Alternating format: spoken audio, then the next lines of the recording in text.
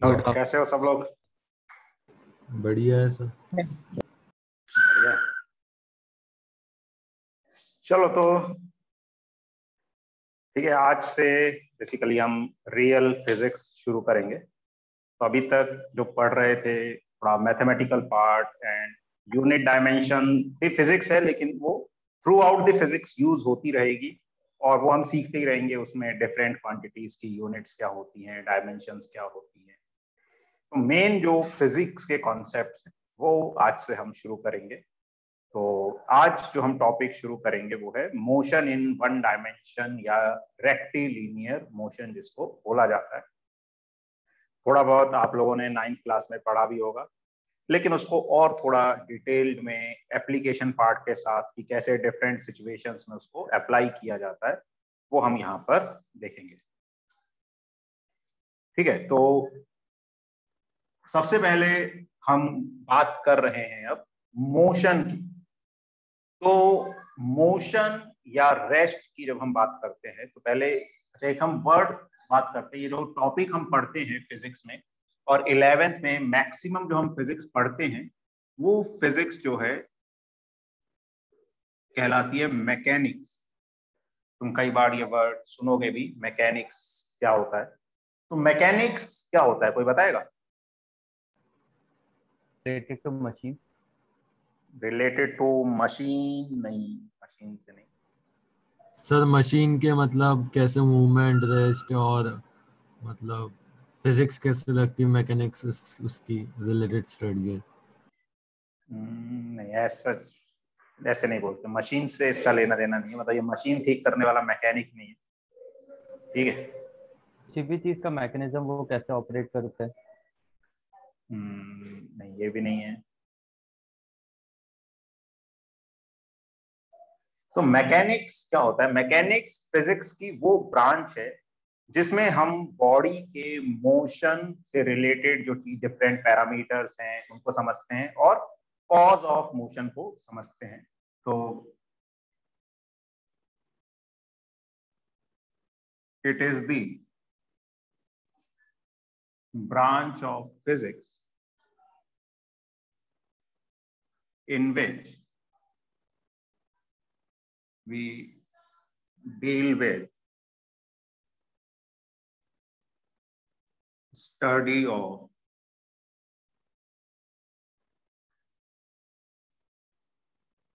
motion and its cause। Motion के क्या कारण हैं, मोशन से रिलेटेड जो भी चीजें हैं हम फिजिक्स की जिस ब्रांच में स्टडी करते हैं उसको मैकेनिक्स बोला जाता है। ठीक है, it is the branch of physics in which we deal with study of motion and its cause. अब इसको भी हम दो पार्ट में डिवाइड कर देते हैं मैकेनिक्स को। तो दो पार्ट्स जो हैं इसके मैकेनिक्स के,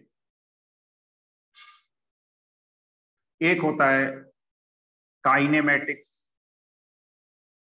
ये जो हम सब पढ़ेंगे अभी शुरू में ये सब काइनेमेटिक्स का पार्ट है। तो कई बार ऐसा भी आप देखोगे बुक्स वगैरह में लिखा हो सकता है काइनेमेटिक्स टॉपिक। तो काइनेमेटिक्स का ही ये पार्ट है। और दूसरा होता है डायनेमिक्स। तो काइने वर्ड किसके लिए यूज किया जाता है वैसे? फोर्स। हम्म, किस सर कौन सा डाइन की काइन? काइने काइने काइने जैसे काइनेटिक एनर्जी बोलते हैं। तो kinetic sir motion. Motion and motion force. के लिए है ना। तो काइनेमेटिक्स में हम क्या स्टडी करते हैं?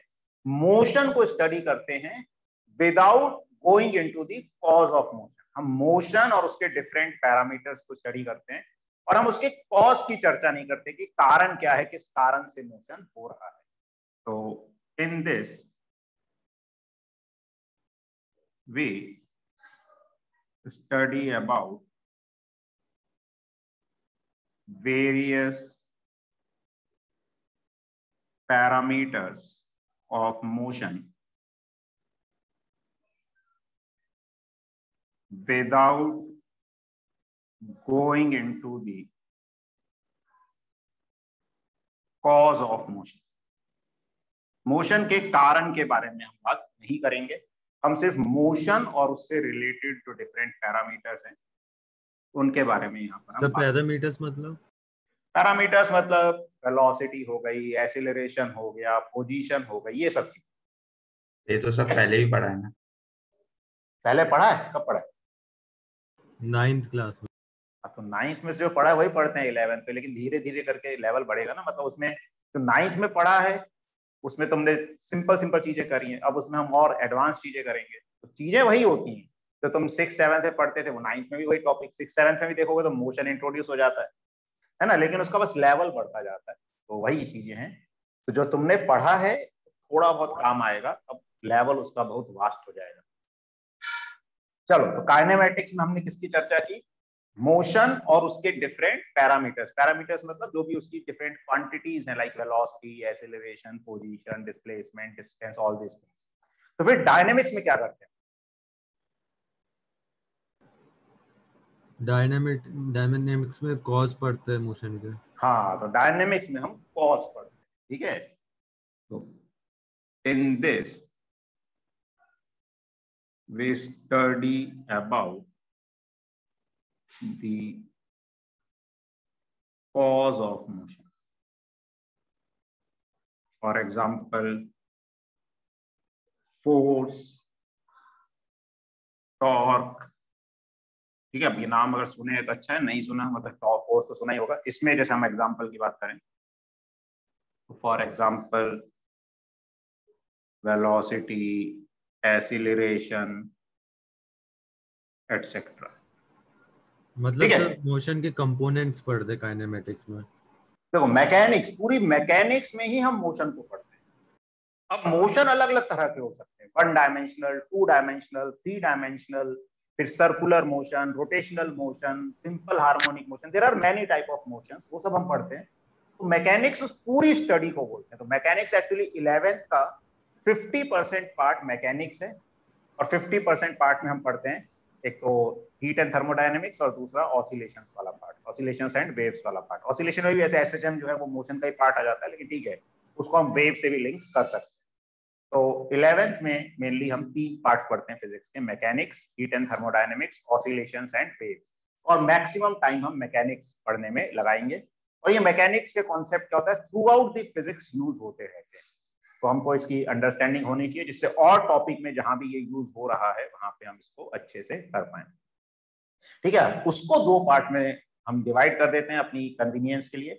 एक, पहले हम मोशन के डिफरेंट जो पैरामीटर्स हैं उनको रिलेट करते हैं कि वेलोसिटी पोजीशन से, डिस्प्लेसमेंट से कैसे रिलेटेड है, एक्सीलरेशन इनसे कैसे रिलेटेड है। तो इनका इंटर रिलेशन हम पहले स्टडी करते हैं।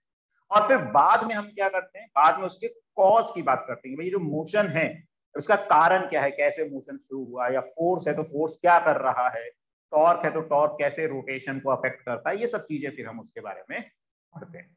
ठीक है, चलो इसका स्क्रीनशॉट ले लो। ठीक है, नोट्स बाद में अपने बना लेना अच्छे से, स्क्रीनशॉट ले लो। अच्छा, किसी को इसमें विंडोज में कंप्यूटर में यूज कर रहा हो तो स्क्रीनशॉट ऐसे भी ले सकते हो। एक तो होता है प्रिंट स्क्रीन से, एक अगर विंडोज के साथ प्रिंट स्क्रीन दबाओगे तो वो अपने आप पिक्चर्स में सेव होते जाएंगे स्क्रीनशॉट। उसको बार बार अपने को अलग से नाम देने की जरूरत सर नहीं। हो गया, फोटो खिंच गई उसी विंडोज का प्रिंट से। हाँ, नहीं किसी को नहीं पता हो तो मैंने कहा बता दूं। सर ये चैप्टर 3 है। चैप्टर, अब चैप्टर का नाम अगर ऐसे बोलो, पहला मैथमेटिकल टूल्स था, हाँ उसमें motion he in straight line. हाँ, चैप्टर का नाम है मोशन इन 1 डायमेंशन, या मोशन इन रेक्टिलिनियर मोशन, या स्ट्रेट लाइन भी बोल सकते हो। ठीक है sir. Motion in straight line. Sir हाँ सर जो क्लास के नोट्स रहते हैं और जो एनसीईआरटी में क्या फर्क रहता है मतलब? देखो, एनसीईआरटी में चीजों क्या है, बहुत सारी दी हुई है लेकिन बहुत एक्सप्लेनेटरी वे में नहीं दी, वो कंफ्यूजिंग ज्यादा रहती है। तो इसलिए एनसीईआरटी पढ़ने का, अगर पढ़ रहे हो तो या तो पहले अगर पढ़ रहे हो तो जस्ट रीड कर लो, ज्यादा दिमाग मत लगाओ उसमें। और एक बार जब क्लास में टॉपिक कंप्लीट हो जाए उसके बाद एनसीईआरटी को अच्छे से पढ़ो, तो वो समझ भी आएगी। हाँ, उसमें कुछ एक्स्ट्रा पॉइंट्स हैं तो वो हम ध्यान रख सकते हैं कि हाँ ये भी हो सकता है कई चीजें। ठीक है, तो बाकी ऐसा कोई डिफरेंस नहीं है। एनसीईआरटी में भी लेवल अच्छा होता है फिजिक्स का, लेकिन वो है कि बस एक्सप्लेनेटरी नहीं है, वो कंसाइज वे में चीजें दे रखी है तो हमें समझ ही नहीं आता कि क्या बता रहे हैं, क्या कर रहे हैं। तो एक बार क्लास में टॉपिक हो जाएगा और उसके बाद पढ़ोगे तो फिर अच्छे से समझ आ जाएगा। अच्छा, एक सवाल यह है कि टॉर्क क्या होता है, ये हम बाद में पढ़ेंगे। एक्चुअली रोटेशनल, जब कोई चीज रोटेट करती है तो फोर्स का जो रोटेशनल इफेक्ट होता है उसको टॉर्क बोला जाता है। ठीक है, तो वो हम बाद में पढ़ेंगे, बस अभी नाम है। तो टॉर्क रोटेशनल मोशन में काम आता है, कॉज ऑफ रोटेशनल मोशन होता है, फोर्स कॉज ऑफ ट्रांसलेशनल या लीनियर मोशन हमेशा बोलते हैं। ठीक है, चलो इसको मैं मिटा रहा हूं।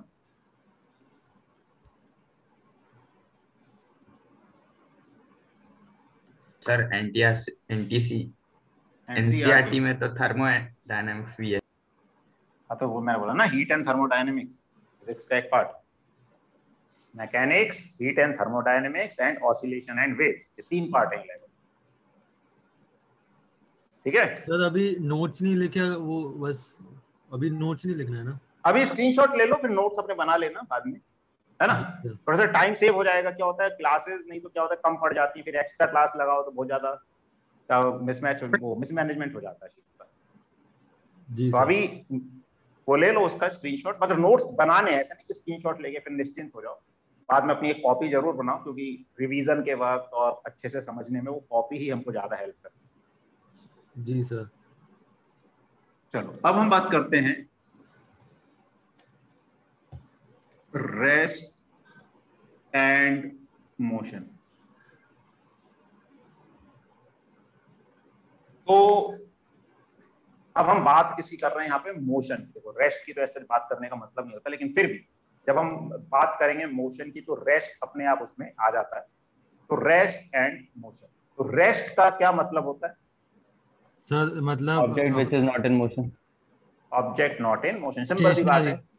हाँ, तो अगर हमें कोई चीज स्टेशनरी दिख रही है, स्टेशनरी का मतलब यह है कि हमारे रिस्पेक्ट में उसकी पोजीशन चेंज नहीं हो रही है, वो जहां पर है वहीं पे। जब मैं देख रहा हूं अगर इधर, तो मेरे सामने कैमरा है, वो वहीं का वहीं है, उसकी पोजीशन चेंज नहीं हो रही है, तो वो मैं बोल दूंगा रेस्ट में। ठीक है, और अगर उसकी पोजीशन चेंज हो रही होगी तो मैं बोल दूंगा मोशन में। लेकिन इंपॉर्टेंट चीज ये है कि क्या रेस्ट में अगर कोई ऑब्जेक्ट है तो वो सभी ऑब्जर्वर्स के रिस्पेक्ट में या सभी पर्संस के रिस्पेक्ट में रेस्ट पे होगी क्या? नहीं नहीं सर, सर। मतलब जैसे अगर कोई एक अपन लोग बस के बाहर जरूरी बैठे हैं नहीं। और अपन एक कोई एक पिलर देख रहे हैं, तो वो हमारे लिए from our point it is in rest, but from the person who is travelling in a bus it is in motion. Good. ठीक है, तो रेस्ट या मोशन की जैसे हम बात कर रहे हैं, तो जो एग्जांपल अभी बताया सक्षम ने, अच्छा एग्जांपल है कि अगर हम एक मान ले बस में हैं, ठीक है, तो पर्सन मान लेते हैं, चलो ए, ये बी और ये सी। ठीक है, बस आगे जा रही है कुछ 60 किलोमीटर पर आवर की रफ्तार से।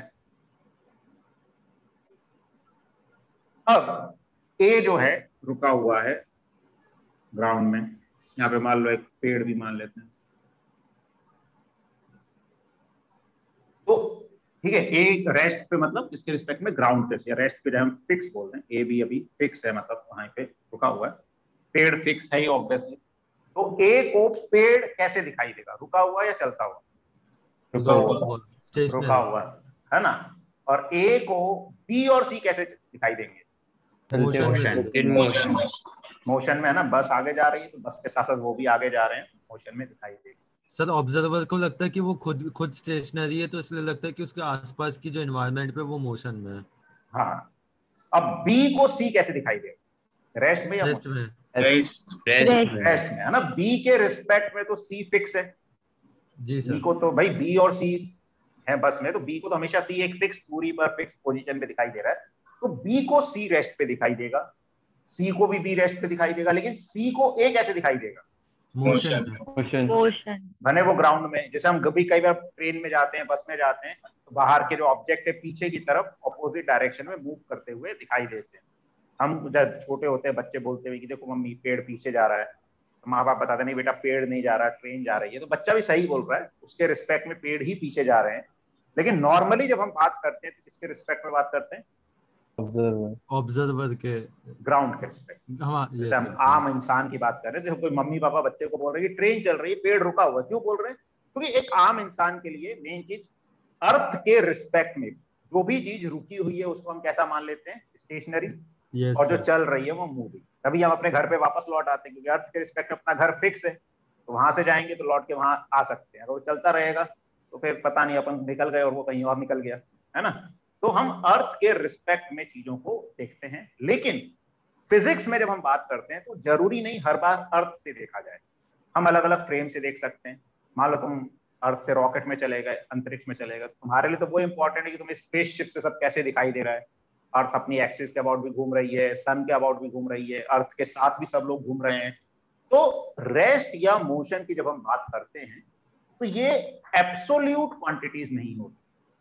एब्सोल्यूट मतलब कि हर जगह से हर ऑब्जर्वर के रिस्पेक्ट में ये एक जैसी नहीं होती हैं। ये कैसी क्वांटिटीज होती हैं, रिलेटिव। किस पे डिपेंड करती हैं, ऑब्जर्वर पे डिपेंड करती हैं, या ऑब्जर्वर को ही फ्रेम ऑफ रेफरेंस की बोल दिया जाता है। फ्रेम ऑफ रेफरेंस का मतलब यही है कि हम किस फ्रेम से देख रहे हैं। जैसे बस एक फ्रेम बोल सकते हैं, ग्राउंड को एक फ्रेम बोल सकते हैं। तो कई बार हम ये वर्ड सुनेंगे, फ्रेम ऑफ रेफरेंस का मतलब यही है कि वो हम किस जगह से प्रॉब्लम को या सिचुएशन को देख रहे मेजर हैं, कर रहे हैं। ठीक है। तो अब रेस्ट और सर मतलब मोशन, पॉइंट ऑफ व्यू किस चीज का है उस हिसाब से?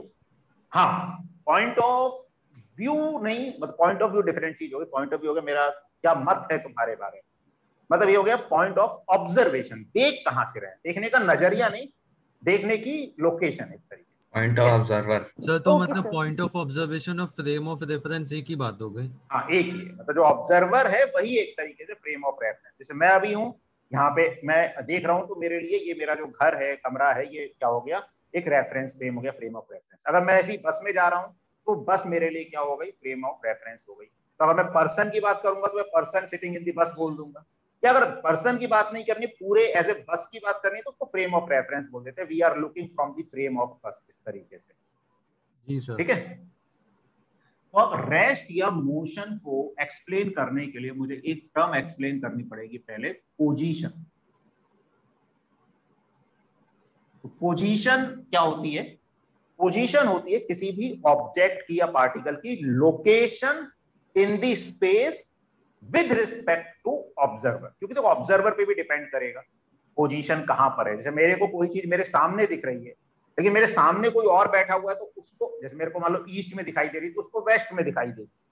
तो पोजीशन क्या होती है, इट इज द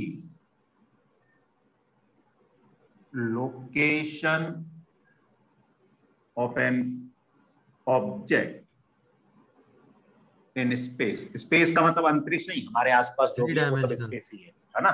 वो सब 3 डायमेंशन, हमारे आसपास भी जो है उसको स्पेस ही बोलते हैं, ठीक है।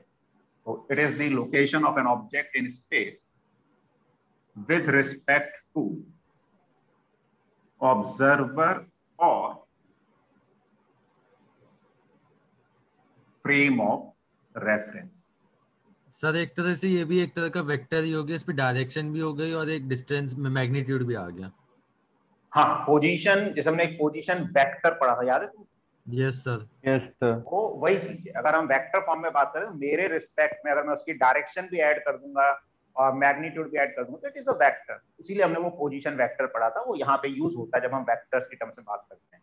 एक्चुअली अभी हम 1 डायमेंशन की बात कर रहे हैं, तो 1 डायमेंशन में हम वेक्टर्स को एलिमिनेट कर सकते हैं। कई नए स्टूडेंट हैं शायद तो जिन्होंने वेक्टर नहीं पढ़ा है, अभी थोड़ा सा काम चल जाएगा, लेकिन पढ़ना पड़ेगा उसको, है ना, रिकवर करना पड़ेगा।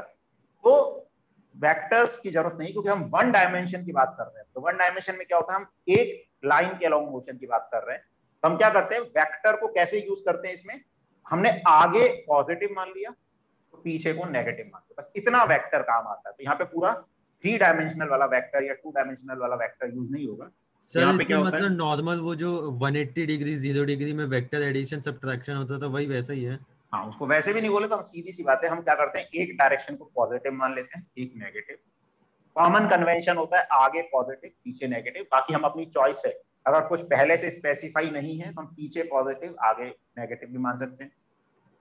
ऊपर नीचे में ऊपर को जनरली पॉजिटिव मान लेते हैं, नीचे को जनरली नेगेटिव मान लेते हैं। सेम डायरेक्शन में चीजें होंगी तो ऐड हो जाएंगी। भाई जैसे मैं 5 मीटर आगे गया फिर 5 मीटर आगे गया तो डिस्प्लेसमेंट पॉजिटिव पॉजिटिव हुआ, जुड़कर 10 हो जाएगा। अगर मैं 5 मीटर आगे गया, 5 मीटर पीछे आया, तो आगे पॉजिटिव डिस्प्लेसमेंट, पीछे नेगेटिव डिस्प्लेसमेंट, ऐड करोगे तो 0 हो जाएगा। वैसी चीजें हम आगे देखेंगे, तो अभी हम उसके डिटेल में नहीं जा रहे हैं। पहले हम बात कर रहे हैं पोजीशन। पोजीशन क्या है सिंपल सेंस में, अगर हम वेक्टर्स को एलिमिनेट कर दें, अभी नहीं बात करें, तो मुझे कोई भी चीज स्पेस में कहां पर दिखाई दे रही है, वो मेरे लिए उसकी क्या हो गई, पोजीशन हो गई। ठीक है, अब हम बात करते हैं रेस्ट की। तो रेस्ट का क्या मतलब होगा?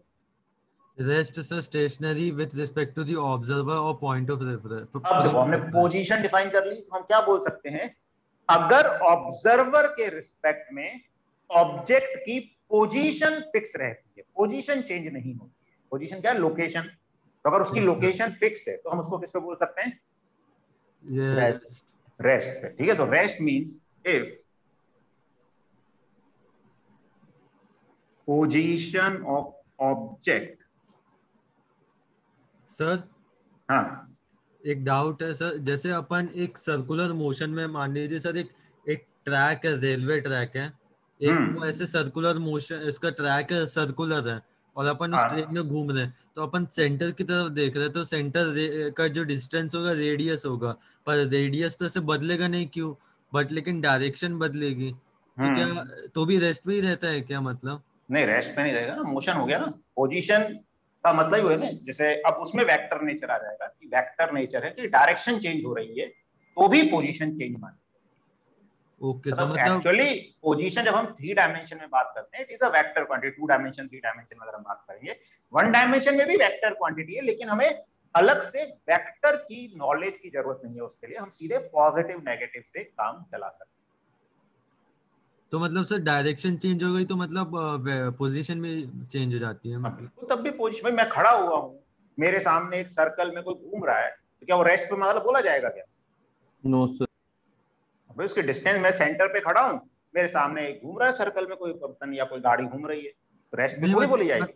मतलब सर मेरा मतलब कि जैसे मैं ऑब्जर्वर हूँ, मैं ट्रेन में बैठा हूँ और बात मैं वही है, देखो तुम्हारे रिस्पेक्ट में वो पॉइंट भी घूम रहा है, ऐसा नहीं तुम्हारे रिस्पेक्ट में फिक्स है। अगर तुम घूम रहे हो, ठीक है, पॉइंट फिक्स यहाँ पे, तो तुम यहाँ आए, तुम्हारे रिस्पेक्ट जब यहाँ आए, तुम्हारे वही पॉइंट कहाँ पे था, मान लो ये ईस्ट वेस्ट नॉर्थ साउथ है, जब तुम यहाँ पे थे पॉइंट कहाँ था तुम्हारी तरफ? साउथ में। यहाँ पे थे, कहाँ पहुंच गया वो? वेस्ट, एक मिनट, ईस्ट वेस्ट नॉर्थ में, सॉरी नॉर्थ में था, यहाँ पहुंच गए तो कहाँ पे आ गया? सॉरी साउथ में था, यहाँ पे पहुंच गए तो कैसे आ गया वो?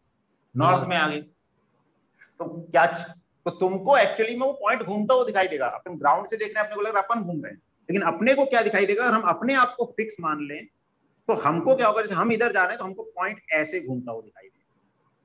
अगर कोई यहाँ खड़ा है, उसको हम घूमते हुए दिखाई देंगे और हमको वो पॉइंट घूमता हुआ दिखाई देगा। जैसे अपन कभी भी गोल गोल घूमने वाले झूले में बैठो तो आसपास पृथ्वी घूमती हुई नहीं दिखती, सारी चीजें इधर उधर घूमने लगती हैं। जी सर, वो तो फिक्स ही है, लेकिन हम घूम रहे हैं तो हमको वो चीजें भी घूमती हुई दिखाई दे रही हैं। तो वैसे ही जब हम घूमेंगे तो हमको सेंटर भी उसका घूमता हुआ दिखाई देगा। जी सर, ठीक है, तो वो हम रेस्ट पे नहीं।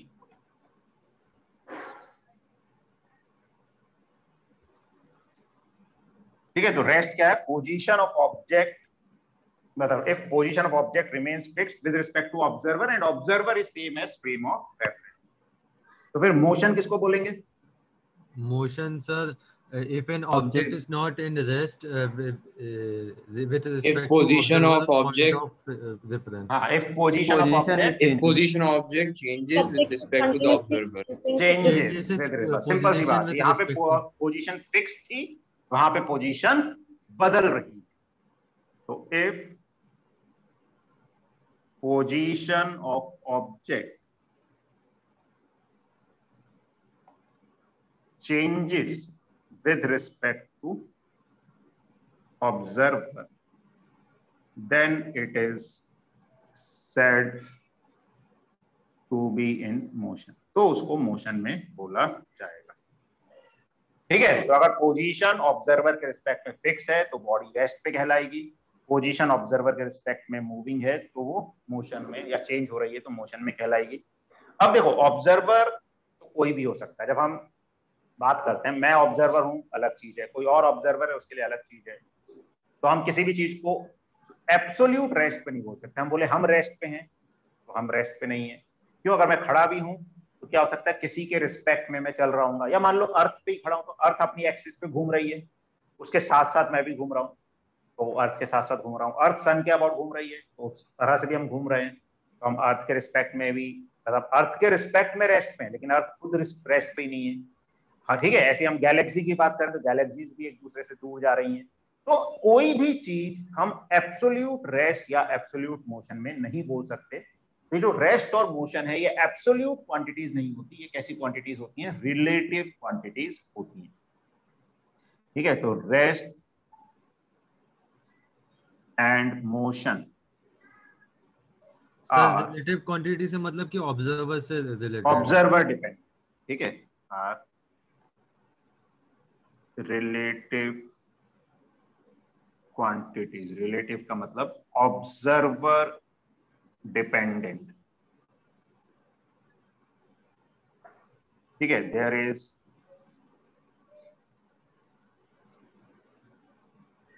No meaning of absolute rest और मोशन। एब्सोल्यूट रेस्ट पे कोई भी चीज नहीं है, सन हो, मून हो, अर्थ हो, कोई भी और स्टार हो, गैलेक्सी हो, nothing is in absolute rest और motion, they all are relative. हम कहां से देख रहे हैं उसके अकॉर्डिंग चीजें बदल जाती हैं। सर फोटो खींच ले। हाँ, इसका फोटो खींच लो, स्क्रीनशॉट ले लो। सर खींच लिया सर।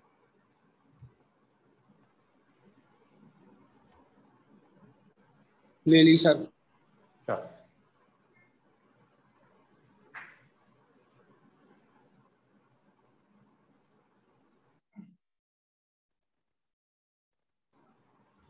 सर वैसे ये सर सबसे इंटरेस्टिंग लगता है सर काइनेमेटिक्स वाला, 9th में भी सबसे इंटरेस्टिंग यही लगा था। देखो फिजिक्स पूरी बहुत इंटरेस्टिंग, लेकिन ये है कि अगर शुरू से समझ के पढ़ेंगे ना, पूरी फिजिक्स में मजा आएगा। और अब हम जैसे, अब मेन चीज शुरू हो गई, अब अगर हमने कहीं भी अपना इंटरेस्ट लूज किया, पढ़ाई मतलब किसी दिन मिस करी, वर्क रेगुलरली नहीं किया, मतलब प्रैक्टिस वगैरह, तो फिर आगे चल के चीजें मुश्किल होने लगी, क्योंकि पूरा लॉजिकल चीजें हैं, रिलेटेड चीजें हैं। तो अगर अच्छे से समझ के करते रहोगे ना, तो सब चीजें बहुत मजेदार हैं, अच्छी लगेंगी। और क्योंकि देखो इसमें मैथ्स भी आ जाती है, जो एक इंटरेस्टिंग पार्ट होता है, और एक लॉजिक भी है, मतलब फिजिकल वर्ल्ड की अंडरस्टैंडिंग की है, तो दोनों चीजें मिलकर खूब इंटरेस्टिंग चीज है। लेकिन बस यही होता है कि हम बीच में क्या होता है, कई बार ढीले हो जाते हैं, कुछ बीच में मिस कर दिया, कुछ चीजें भूल गए। तो अब ये मैकेनिक्स क्या है, पूरी लिंक होकर चलती है, तो कहीं कोई भी चीज हम जो पढ़ते हैं वो आगे कहीं भी यूज हो सकती है। तो हमने अगर कहीं भी उसको लूज किया अपने आप को, तो आगे चल के फिर दिक्कत आने लगती है, और फिर हमको लगता है यार हमसे बन नहीं रही है चीजें, समझ नहीं आ रहा है। तो इसलिए अच्छे से करो। अच्छा, स्क्रीन ब्लर दिख रही है क्या? नहीं सर, सही ठीक दिख रही है सर। सर वो थोड़ा माइक पास पे ले आओगे क्या सर? माइक तो पास में ही है मेरे, कुछ अब कुछ बेटर हाँ है? सर सही आ रही सर। चलो ठीक है, तो स्क्रीन थोड़ी तो देखो ब्लर हो सकता है, हो, बाकी मेरे ख्याल से क्लियर विजिबिलिटी होनी चाहिए उसमें। चलो, तो अब हम बात करते हैं। अब देखो मेन चीज, अब रेस्ट की ऐसे बात करने का कोई मतलब नहीं है, बाकी रेस्ट इसलिए बताना जरूरी है कि जब हम मोशन बोल रहे हैं तो वो ऑब्जर्वर पे डिपेंड करता है, और किस पे डिपेंड करता है, पोजीशन का चेंज होना। तो अब रेस्ट की ऐसे क्या बात करें भाई, कोई चीज मेरे रिस्पेक्ट में चल ही नहीं रही, तो उसकी बात करने की ज्यादा मतलब सेंस नहीं है। अब हम बात करते हैं चल रही है। अब चलने में कैसे चल रही है, कहाँ जा रही है, उससे बहुत सारे पैरामीटर्स लिंक हो सकते हैं। तो हम चलने की बात करते हैं कि चलने से क्या हो रहा है। तो अब उसमें दो सबसे पहले जो क्वांटिटीज आती हैं हमारे सामने, वो आती हैं, एक आती है डिस्टेंस और एक आती है डिस्प्लेसमेंट। तो पहले हम बात करते हैं डिस्टेंस ट्रेवल्ड।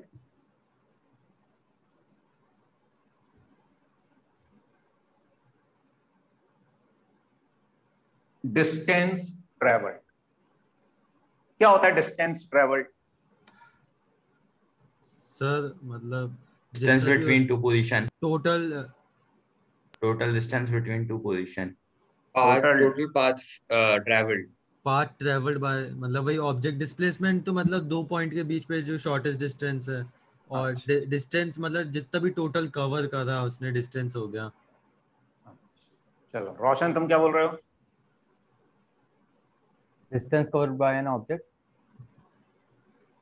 अच्छा, मिकल क्या होता है? सर डिस्टेंस ट्रैवल्ड मतलब जो भी मैक्सिमम लेंथ जो भी ट्रैवल किया ऑब्जेक्ट ने, जितना भी उसने टोटल लेंथ कवर करा है अपने मोशन में वही डिस्टेंस हो गया, और डिस्प्लेसमेंट हो गया कोई भी 2 पॉइंट्स के बीच में शॉर्टेस्ट डिस्टेंस, एक स्ट्रेट लाइन डिस्प्लेसमेंट हो गया। तो देखो डिस्टेंस ट्रैवल क्या होता है, तो इट इज दी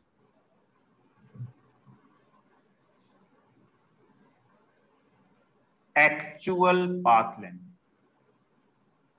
मान लो ये एक पॉइंट है ए, ये एक पॉइंट है बी, और कैसा भी रास्ता है ए से बी जाने का, ठीक है, तो ए से बी इस तरह से जाने का रास्ता है।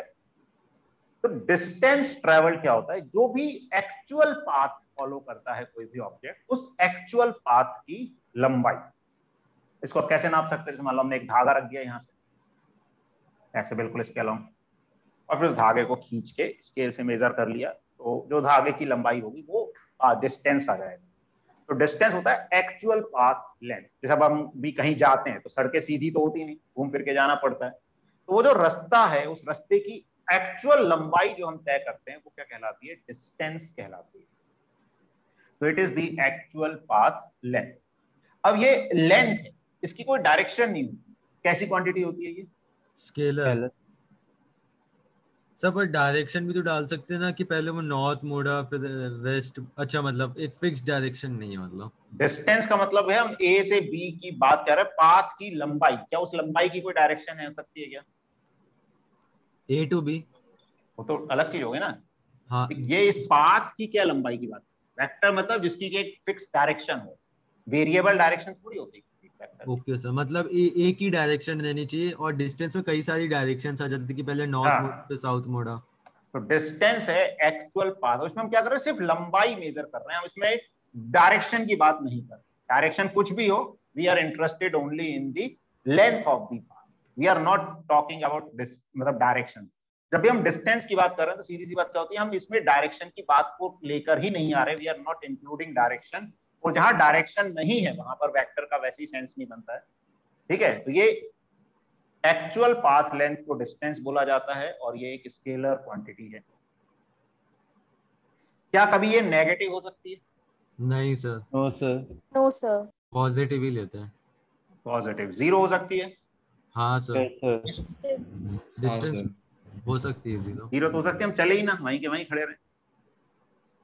तो distance is always greater than, या डिस्टेंस ट्रेवल्ड बोल दो, is always greater than equal to zero. Zero. Zero से या तो बड़ी होगी या बराबर हो सकती है। एसआई यूनिट क्या होगी इसकी, sir metre. Metre. Metre. CGS unit sir centimetre. Centimetre. एक मीटर में कितने सेंटीमीटर होते हैं, 100। 100। एक मीटर में 100 सेंटीमीटर। एक सेंटीमीटर में कितने मीटर होते हैं, 1/100। 1/100। 10 के पावर -2, 0.01। ठीक है। डायमेंशनल फॉर्मूला क्या होगा, बड़ा एम। एम कहां से आ गया, एम की यूनिट एम होती है, डायमेंशनल फॉर्मूला एल होता है, M0L एल एल एल है ना। तो ध्यान रखना है, इसमें डायमेंशन में गड़बड़ हो जाती है। मीटर यूनिट एम में आ रही है, लेकिन डायमेंशनल फॉर्मूला लेंथ के लिए एल आता है, ठीक है। तो distance travelled is the actual path length which is a scalar quantity, हमेशा जीरो या जीरो से बड़ी होगी। एसआई यूनिट मीटर होती है, सीजीएस यूनिट सेंटीमीटर होती है, ठीक है। सेंटीमीटर का भी सी छोटा होता है। And 1 metre is equal to 100 centimetre, या 1 centimetre is equal to 10⁻⁻² metre. And dimensional formula जो है वो एल के बराबर है, ठीक है। चलो इसका स्क्रीनशॉट ले लो, फिर आगे बढ़ते हैं। सर ले लिया। ठीक है,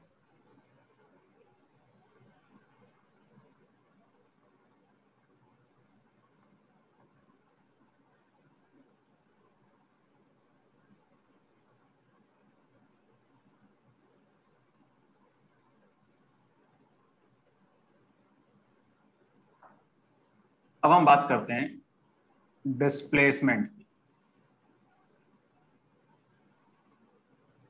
तो डिस्प्लेसमेंट क्या होता है?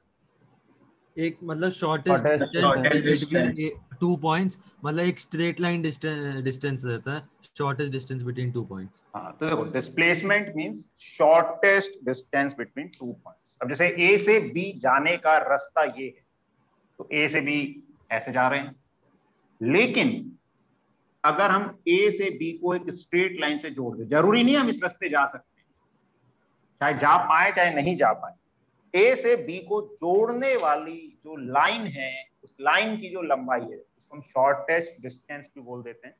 This is called the displacement. अच्छा, एक सवाल पूछा है समर्थ ने, व्हाट इज डायमेंशनल फॉर्मूला। तो बेटा डायमेंशनल फॉर्मूला क्या होता है? ये जो सारी क्वांटिटीज होती हैं इनको कई बार हम इस तरह से लिखते हैं कि वो किसी क्वांटिटी पे किस तरह से डिपेंड कर रही है। तो जैसे कोई क्वांटिटी मास के स्क्वायर पे डिपेंड कर रही तो m की पावर 2 लगा देते हैं, लेंथ पे डिपेंड कर रही तो l, टाइम पे डिपेंड नहीं कर रही तो उसको हटा देंगे, टाइम के इनवर्स में है तो ऐसे। तो इस तरह से किसी क्वांटिटी की डिपेंडेंस कुछ फंडामेंटल क्वांटिटीज पे से एक्सप्रेस करने को क्या बोला जाता है? Dimensional formula. तो जो नए स्टूडेंट है उनको ये पढ़ने को मिलेगा, ठीक है। तो अभी बस इतना समझो कि जैसे लेंथ फंडामेंटल क्वांटिटी जो 3 मैकेनिक्स में यूज होती है वो होती है मास, जिसके लिए m यूज करते हैं, लेंथ जिसके लिए l यूज करते हैं, टाइम। अभी इन 3 से ही हमारा काम चल जाएगा 3-4 महीने तक, ठीक है। इन 3-4 क्या मतलब पूरा 11th में काम चल जाएगा इससे लगभग। तो मास, लेंथ, टाइम, मतलब 7 होती है फंडामेंटल क्वांटिटीज, जिसमें से ये 3 मेन हैं जो ज्यादातर हमारे काम आएंगी। मास के लिए m यूज करते हैं, लेंथ के लिए l, टाइम के लिए t, और डायमेंशनल फॉर्मूला बताता है कि वो क्वांटिटी इन पर किस तरह से डिपेंड करती है। तो डिस्टेंस इज लेंथ ओनली, वो सिर्फ लेंथ खुद पे डिपेंड करती है, मास और टाइम पे डिपेंड नहीं करती। तो इसको डायमेंशनल फॉर्मूला बोला जाता है, ठीक है। तो डिस्प्लेसमेंट की हम बात कर रहे थे, तो डिस्प्लेसमेंट क्या होता है? Shortest distance. और शॉर्टेस्ट डिस्टेंस को हम 9th क्लास में भी बोलते थे, ठीक है, उससे पहले भी यही बोलते थे। अब थोड़ा सा हम और अगर ढंग से बात करें तो कैसी क्वांटिटी है डिस्प्लेसमेंट? स्केलर या वेक्टर? वेक्टर। वेक्टर क्वांटिटी है, तो हम उसके नेचर को भी इंक्लूड करें। और अब वेक्टर है तो उसकी एक डायरेक्शन भी होनी चाहिए। अगर मैं शॉर्टेस्ट डिस्टेंस बोल रहा हूं तो डिस्टेंस तो उसमें डायरेक्शन आ रही है क्या? हाँ सर, एक फिक्स डायरेक्शन आ रही है। कहाँ आ रही है? शॉर्टेस्ट डिस्टेंस में कहाँ डायरेक्शन आ रही है? नहीं आ रही है। डायरेक्शन तो ए से बी भी हो सकती है, बी से कहीं भी हो सकती है। तो एक्यूरेट अगर डेफिनेशन की हम बात करें तो वो क्या हो जाता है? It is the vector. Vector मतलब उसकी डायरेक्शन होगी जो एरो रिप्रेजेंट कर रहा है। तो it is the vector joining initial and the final point. Initial और फाइनल पॉइंट को जोड़ने वाला जो वेक्टर है वो क्या कहलाता है? डिस्प्लेसमेंट कहलाता है। तो सर डायरेक्शन तो हो ही गई ना मतलब। हाँ, तो अब आई ना डायरेक्शन। मैं कह रहा हूं अगर मैं शॉर्टेस्ट डिस्टेंस बोल रहा हूं तो क्या डायरेक्शन आ रही है उस वर्ड में? No sir. No sir. मैं कह रहा हूं कि मैं डिस्प्लेसमेंट को अब मतलब 9th तक ठीक था, वो हमको वेक्टर्स इतनी डिटेल में नहीं पता था, लेकिन अब और चीजों को हमें क्या धीरे धीरे क्लासेस बढ़ती हैं तो उसमें सब्जेक्ट की डेप्थ और बढ़ती जाती है। तो डिस्प्लेसमेंट है शॉर्टेस्ट डिस्टेंस ही, लेकिन उससे क्या मिलेगी हमें? ये लेंथ, मतलब उसका मैग्नीट्यूड मिल जाएगा। अगर हम उसकी पूरी डेफिनेशन की बात करें मैग्नीट्यूड एंड डायरेक्शन के साथ, तो डिस्प्लेसमेंट क्या होता है? तो it is the vector joining the initial and final point। Initial और फाइनल पॉइंट को जोड़ने वाला वेक्टर, तो उसमें मैग्नीट्यूड भी आ गया और डायरेक्शन भी आ गया। तो डायरेक्शन कैसे लेनी है? इनिशियल से फाइनल पॉइंट की तरफ, ठीक है। अच्छा, इसमें एक और सवाल है विभांशु का कि सर 9th में हमने MKS और FPS सिस्टम पढ़ा था, तो अभी भी पढ़ा होगा ना, पढ़ाया होगा ना MKS और FPS? हाँ सर पढ़ाया था। सर यूज कहाँ होती है? यूज कहाँ होती है? देखो यही है कि जब हम मैकेनिक्स की बात करते हैं तो हमारा काम 3 चीजों से हो जाता है, मास, लेंथ एंड टाइम। तो पुराने जमाने में ये 3 चीजें ही यूज होती थी। तो MKS सिस्टम क्या बताता था कि M किसको डिपेंड कर रहा था वहां पे? मीटर को, K किलोग्राम को, S सेकंड को, तो length, mass and time. FPS system foot, pound, second. तो क्या होता है यूएस वगैरह में जनरली ये यूनिट्स ज्यादा यूज होती हैं, फुट, पाउंड, सेकंड। बाकी ज्यादातर हमारे इंडिया वगैरह में एमकेएस सिस्टम। तो पहले 3 क्वांटिटीज ही ज्यादा यूज होती थी, तो ज्यादा पता थी, इसलिए 2 तरह के सिस्टम थे, एमकेएस एंड एफपीएस, और एक सीजीएस भी था, ठीक है ना, वही सेंटीमीटर, ग्राम और सेकंड वाला। तो ये 3 कॉमन सिस्टम्स थे, लेकिन बाद में और क्वांटिटीज का जब पता चला तो 7 फंडामेंटल क्वांटिटीज आई, और उसके बाद उनकी यूनिट्स, उनके डायमेंशंस, ये सब चीजें निकल कर आई। ठीक है, तो एमकेएस, एफपीएस, सीजीएस, ये सब सिस्टम अभी भी बोल सकते हैं। तो ये 3 मेन क्वांटिटीज हैं, जैसे अभी मैंने बताया, मास, लेंथ, टाइम, तो ज्यादातर यही यूज होती है। तो इनकी कॉमन जो यूनिट्स यूज होती हैं अलग अलग कंट्रीज में या अलग अलग टाइप के एक्सपेरिमेंट्स के लिए, तो वो इस तरह से एमकेएस किसको बता रहा है, तो वो 3 क्वांटिटीज पे बता रहा है यूनिट्स को, एम मीटर, के किलोग्राम, एस सेकंड। तो ये बेसिकली एसआई यूनिट भी एमकेएस को ही फॉलो करता है। एफपीएस फुट, लेंथ हो गया, पाउंड वेट हो गया, एस सेकंड हो गया, और सीजीएस में c centimetre which is the length, g gram, s second. ठीक है, तो इस तरह से इन 3 क्वांटिटीज की ये यूनिट्स को बताता है। चलो, तो डिस्प्लेसमेंट क्या हो गया, vector joining the initial and final point. और अगर इसके मैग्नीट्यूड की बात करें तो क्या हो जाएगा, शॉर्टेस्ट। तो it's magnitude is shortest distance between the 2 points। 2 points के बीच की जो शॉर्टेस्ट डिस्टेंस है वो उसका मैग्नीट्यूड हो जाएगा। चलो, कैसी क्वांटिटी है ये, वेक्टर क्वांटिटी, वेक्टर क्वांटिटी है। एसआई यूनिट क्या होती है, मीटर, मीटर,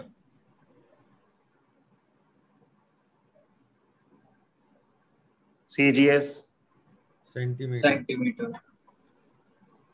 ठीक है, रिलेशन वही आ जाएगा जो पहले आया था। ठीक है, तो वेक्टर क्वांटिटी हो गई, एसआई यूनिट हो गई, डायमेंशनल फॉर्मूला भी सेम आ जाएगा, एल, एल। ठीक है, या तो एल लिख सकते हैं, या फिर जैसे 3 क्वांटिटीज कॉमनली लिखी जाती है, एम, एल, टी। तो अगर एम पे डिपेंड नहीं कर रही है कोई चीज, तो उसकी पावर क्या लिख देंगे, 0। एल की पावर 1 है, चाहो तो 1 लिखो, नहीं भी लिखोगे तो 1 ही होता है उसका। तो वो टी पर डिपेंड नहीं कर रही है, तो उसकी पावर 0। ऐसे, तो ऐसे भी लिख सकते हो या ऐसे भी लिखा जा सकता है। तो ये डिस्प्लेसमेंट की बात हुई। अच्छा, डिस्प्लेसमेंट और डिस्टेंस में किसका मैग्नीट्यूड ज्यादा होगा, डिस्टेंस का मैग्नीट्यूड या डिस्प्लेसमेंट? सर यूजुअली डिस्टेंस का होता है, बट इक्वल भी हो सकता है। डिस्टेंस का मैग्नीट्यूड वैसे ज्यादा ही रहता है ज्यादातर, बट इक्वल भी हो सकता है। ठीक है, गुड। ठीक है, तो distance is greater than equal to magnitude of displacement। Distance हमेशा डिस्प्लेसमेंट के, मैं डिस्प्लेसमेंट से सीधे क्यों नहीं रिलेट कर सकता, क्योंकि वो वेक्टर क्वांटिटी, उसमें डायरेक्शन भी आ जाएगी। हम मैग्नीट्यूड को ही आपस में कंपेयर कर सकते हैं। तो distance is greater than equal to magnitude of displacement. अब बराबर कब होगा डिस्टेंस और डिस्प्लेसमेंट? चलो अभी कोई बोलेगा नहीं, कोई हैंड रेस करो, हैंड रेस करो, मैं सर बोलो नहीं, उसमें हैंड रेस करने का एक ऑप्शन होगा, उसको दबाओ। सर क्या, सर एक बार रिपीट। डिस्टेंस और डिस्प्लेसमेंट बराबर कब होगा, ये कौन मुझे बताएगा? तो उसमें हैंड रेस करने का ऑप्शन है वो। चलो पार्थ तुम बताओ। सर जब इनिशियल और फाइनल पॉइंट सेम होंगे। इनिशियल और फाइनल पॉइंट सेम होंगे तो डिस्टेंस और डिस्प्लेसमेंट होंगे, फिर तो डिस्प्लेसमेंट 0 हो जाएगा, लेकिन डिस्टेंस तो 0 होना जरूरी नहीं है। अच्छा चिराग तुम बताओ। तो जब दोनों के दोनों जो डिस्टेंस कवर करेंगे वो सेम ही रहेगा। नहीं, डिस्टेंस और सर्कुलर डिस्प्लेसमेंट मोशन में सर एक मिनट, मिकल तुम बताओ। सर जब शॉर्टेस्ट डिस्टेंस ट्रैवल्ड ही डिस्टेंस होगा। जब शॉर्टेस्ट डिस्टेंस ट्रैवल्ड ही डिस्टेंस होगा, ये भी थोड़ा सही बताया है, गुड। हाँ, और सक्षम चलो तुम बोलो। सर मतलब जैसे कोई भी एक ऑब्जेक्ट डिस्टेंस कवर करता है, तो वो मतलब जैसे 2 पॉइंट स्ट्रेट लाइन में अगर जब डिस्टेंस कवर करता है, तो फिर डिस्प्लेसमेंट और डिस्टेंस इक्वल हो जाएगा। जब स्ट्रेट लाइन में ट्रैवल कर रहे हैं, है ना? यस सर, तो डिस्टेंस और डिस्प्लेसमेंट इक्वल हो जाएगा ऑब्जेक्ट का। हाँ सही है। आर्यवीर तुम क्या बोल रहे हो? सर जब डिस्टेंस शॉर्टेस्ट पाथ ट्रैवल करेगा। चलो ठीक है, तो देखो या एक फिर तो ये सर बात, डिस्टेंस स्ट्रेट लाइन में करेगा और एक ही डायरेक्शन होगी उसकी। हाँ विभांशु ने ज्यादा एक्यूरेट बताया। तो देखो बाकी सही बताया कई लोगों ने कि डिस्टेंस मतलब जिस जो डिस्प्लेसमेंट वाली लाइन है, मतलब ये शॉर्टेस्ट जो लाइन है, इसी के अलोंग अगर ऑब्जेक्ट चलेगा तो डिस्टेंस और डिस्प्लेसमेंट सेम हो जाएगा। या फिर उसको हम ऐसा बोल सकते हैं कि पार्टिकल किस में चले, स्ट्रेट लाइन में चले। सेम पाथ पे चले तो सेम पाथ क्या होता है? मतलब सर सेम ही वो पाथ से अगर अरे डिस्टेंस और डिस्टेंस कवर डिस्प्लेसमेंट का करे। कोई पाथ नहीं है बेटा, पाथ तो ऑब्जेक्ट का है, ऑब्जेक्ट इस रास्ते से गया वो भी डिस्प्लेसमेंट ही होगा। डिस्टेंस एंड डिस्प्लेसमेंट का कोई पाथ नहीं है, पाथ तो ऑब्जेक्ट कौन सा फॉलो कर रहा है वो पाथ है। अब ऑब्जेक्ट के पाथ से हम क्या बोल सकते हैं कि अगर ऑब्जेक्ट स्ट्रेट लाइन में चले, एक ही डायरेक्शन में चले वो, क्योंकि अगर थोड़ा सा भी इधर उधर हुआ वो तो क्या हो जाएगा, तो ये स्ट्रेट लाइन से मुड़ा तो अब डिस्टेंस अलग डिस्प्लेसमेंट अलग हो जाएगा। तो डिस्टेंस और डिस्प्लेसमेंट बराबर कब होगा, जब पार्टिकल स्ट्रेट लाइन में चले। अब स्ट्रेट लाइन में चलने का मतलब भी क्या हो सकता है कि पार्टिकल भाई स्ट्रेट लाइन है, लाइन पे चलना है, वो पार्टिकल यूं गया और लौट के वापस भी आने लगा, तो इस केस में तो डिस्टेंस और डिस्प्लेसमेंट बराबर नहीं होगा।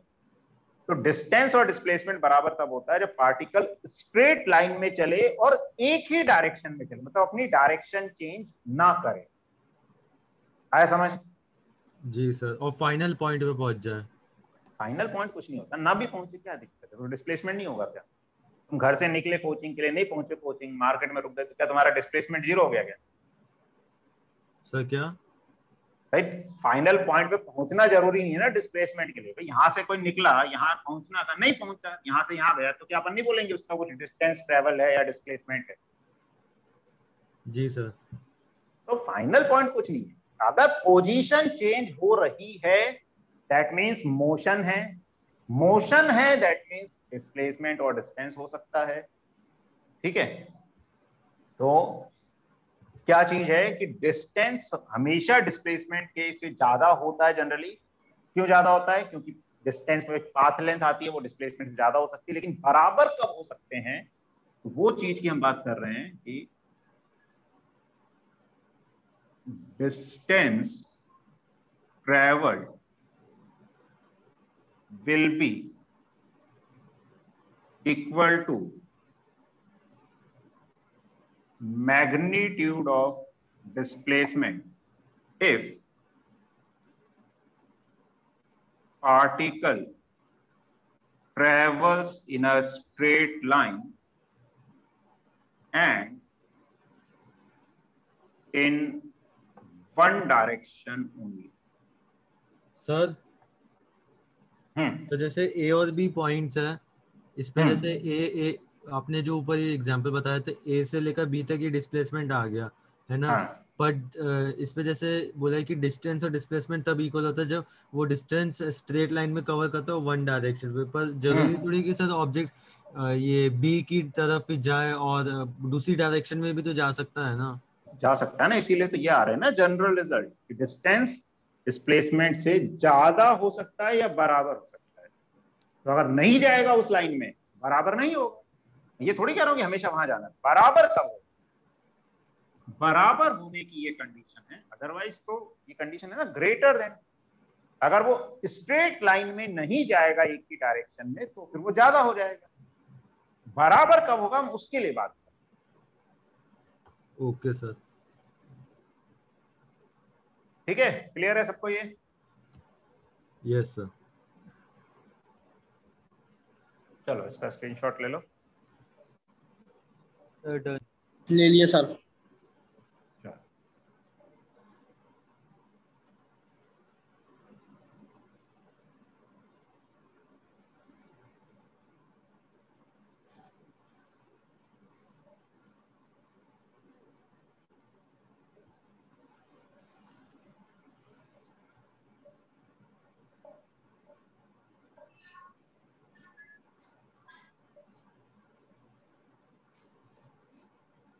ये दो पॉइंट्स हैं ए बी,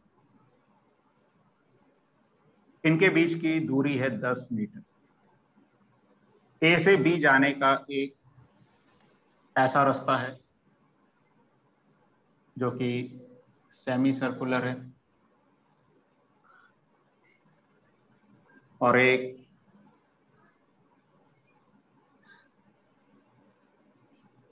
ऐसा रास्ता है।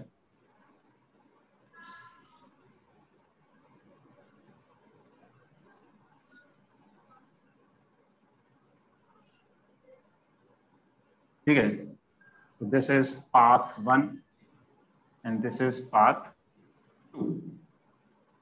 ठीक है, एक आइसक्रीम टाइप का ये पाथ है, ए से बी जाने का सेमी सर्कल और नीचे एक कोन जैसा पाथ है। तो सवाल ये है, Ram follows path 1 and Shyam follows path 2 to go from A to B। Ram A1 वाले पाथ से गया, श्याम सेकंड वाले पाथ से गया। तो हमें बताना है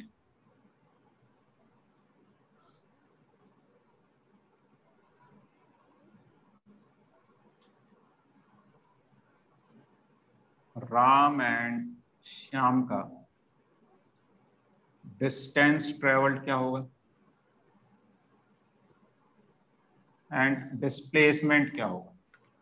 सर राम का 110/7 होगा और श्याम का 25/25√3 होगा। अभी रुक जाओ, चलो है ना, एक पहले कर लो सब लोग और चैट पे आंसर दो जिससे सबको मौका मिले, और आंसर पाई की टर्म्स में भी दे सकते हो। पाई को सब्स्टिट्यूट करने की जरूरत नहीं है, you can give answers in terms of pi. Semi circular वाले पाथ में पाई की जरूरत पड़ेगी। तो आंसर्स चैट पे बताओ भी, जिससे ठीक है ना सबको कर पाए।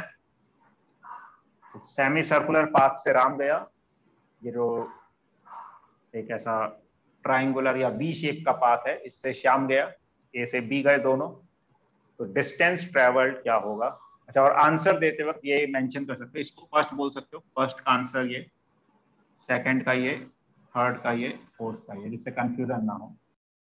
तो राम का डिस्टेंस ट्रेवल्ड को फर्स्ट बोल दो, श्याम का distance travelled second, displacement Ram का थर्ड और श्याम के लिए फोर्थ है। कि फर्स्ट का ये है, सेकंड का ये है, लाइक दिस। तो 2 लिखा है। हाँ, ये 2 है। 1 नहीं वो फिगर में ये पाथ 2, ये पाथ 1, ये पाथ 2। Okay sir. ये 60 डिग्री 60 डिग्री, ये 10 मीटर। तो चिराग का फर्स्ट का सही है, सेकंड का गलत है। सर राम कौन सा वाला, ऊपर वाला? सेकंड का नहीं, क्या? मेरा सही है सर। थर्ड का था सर। एक मिनट पहले किसी को कंफ्यूजन इस क्वेश्चन में। हाँ सर, राम ऊपर वाला है ना। हाँ, राम Semi circle. राम लिखा ना, Ram follows path 1 and Shyam follows path 2 लिखा था क्वेश्चन में। यार क्वेश्चन भी पढ़ा करो। सर मेरा सही है सर। एक मिनट, राम के बगल में मैंने ऐसे लिखा और श्याम के बगल में।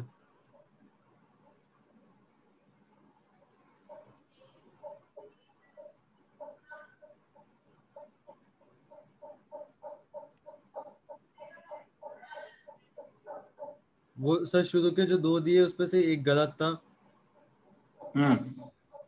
जो उसके बाद दिए ना सर, जैसे राम के बाद और श्याम के बाद जो नाम लिख के दिए। सही है। राम का ठीक है, रोशन का फर्स्ट गलत है, सेकंड भी गलत है, सक्षम का सेकंड श्याम वाला गलत है, चिराग का गलत है फर्स्ट और सेकंड। मेरा सक्षम डिस्प्लेसमेंट सही है, अभी एक मिनट नीचे जा रहे हैं। रोशन का सेकंड सही है, तनिष्क का फर्स्ट गलत है, पार्थ का फर्स्ट गलत है, सेकंड सही है, थर्ड सही है, फोर्थ सही है। हिरेन ने राम में श्याम का डिस्टेंस लिखा है, गलत है। अरे सर, मैंने फिर बाद में नाम करेक्ट कर दिया। तो सही है शाम था। अच्छा, चिराग का थर्ड सही है, रोशन का थर्ड फोर्थ सही है, शैली का फर्स्ट, शैली फर्स्ट में 50 कैसे आ गया बेटा? रेडियस 50 थोड़ी होगा। तनिष्क का सेकंड गलत है, हिरेन, शैली का श्याम का डिस्टेंस सही है, आर्यवीर का फर्स्ट का सही है, तनिष्क का सेकंड सही है, आर्यवीर का सेकंड गलत है, विभांशु के सारे सही हैं, गुड। आर्यवीर मेरा का शाम को सही नहीं है। थर्ड सही, श्याम का गलत था तुम्हारा। समर्थ का गलत है, आर्यवीर का फोर्थ भी सही है, स्नेहा का सेकंड गलत है, समर्थ का गलत है। चलो अब बहुत सारे हो गए, एक बार चेक करो सर किसका अब सही। मेरा सही है। शैली का अब सही है, राम का डिस्टेंस, तनिष्क। चलो देखो समझो, सिंपल सी चीजें हैं लेकिन इसमें भी हम मिस्टेक हो जाती हैं कई बार। तो सेमी सर्कल है, सेमी सर्कल की लेंथ कितनी होती है? Pi r. Pi r. Pi r. R कितना है यहाँ? 5। 5 मीटर। हाँ, तो ये डायामीटर है 10, ठीक है ना, ये डायामीटर हो गया 10। तो रेडियस जो है वो आ जाएगा 5 मीटर, और पूरे सर्कल की लेंथ 2 पाई आर होती है, तो सेमी सर्कल की पाई आर होगी 5 पाई मीटर पर सेकेंड। ठीक है, तो आंसर ऐसा भी हो सकता है क्या? स्पीड थोड़ी ना है सर, क्या बोल रहे हो? मतलब डिस्टेंट है ना, तो पर सेकंड क्यों आएगा? अरे सॉरी Yes, सॉरी, sir. हाँ सॉरी, हाँ बिल्कुल सही, सॉरी, 5 पाई मीटर। ठीक है, या डिस्प्लेसमेंट। अच्छा अभी चलो अपन सेकंड पार्ट वाले, डिस्टेंस ट्रेवल्ड बाय श्याम। अब श्याम इस रास्ते गया तो ये लंबाई 10 मीटर है। अब देखो कई बार क्या होता है, थोड़ा सा मैथमेटिक्स भी यूज हो जाता है, हम क्या होता है वो इग्नोर ही कर देते हैं बिल्कुल मैथमेटिक्स पर दिमाग लगाना। अब क्या ये लंबाई 10 के बराबर हो सकती है क्या टोटल? हाँ सर, 10 से तो ज्यादा ही होगी ना। Equilateral 10 triangle. से ज्यादा ही 20 होगी। होगी। हाँ, लेकिन 20। ये 60 डिग्री है, तो ये एंगल भी कितना हो जाएगा? 60 degree. इक्विलैटरल 60। ट्रायंगल है। तो ये इक्विलेटरल नहीं, ट्रायंगल हो गया। तो equilateral. थोड़ी सी क्या मैथ्स भी मतलब दिमाग में रखो जब फिजिक्स कर रहे हैं तो ये भी 10 मीटर हो जाएगा और ये भी 10 मीटर। ये दिया नहीं था लेकिन वही सर इसमें इंफॉर्मेशन रूट थी। 3/4 a स्क्वायर का फॉर्मूला नहीं लगेगा? √3/4 इसमें कौन सा फॉर्मूला? अरे वो पार्ट 2 है, 2 मीटर नहीं। मैंने गलती से वो एरिया का फॉर्मूला लगा दिया सर, गलती से। वो इक्विलैटरल ट्रायंगल का रहता है ना सर, हाँ, √3/4 अच्छा a स्क्वायर। एरिया, अरे तो एरिया थोड़ी एरिया का निकालना है गलती यहाँ से पे। लगा दिया मैंने।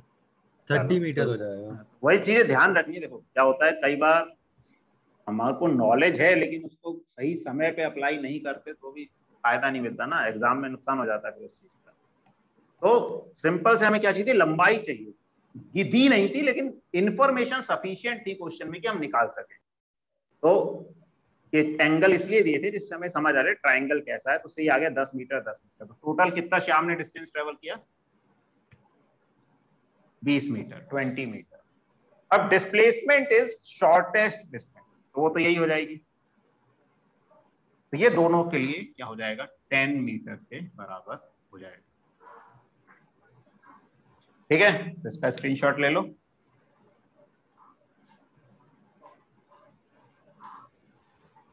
ले लिया सर।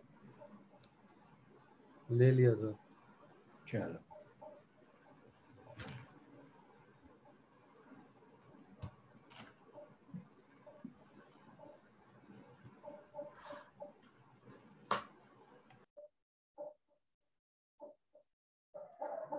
अब देखो डिस्टेंस और डिस्प्लेसमेंट का जैसे हमें कॉन्सेप्ट थोड़ा सा क्लियर हुआ। ठीक है, चलो इसमें एक और क्वेश्चन ले लेते हैं। मान लो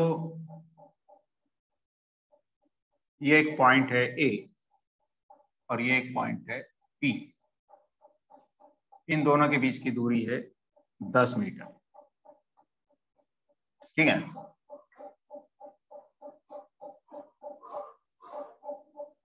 Ram goes from A to B along a straight line and returns back along the same path in half hour. Find its first distance traveled.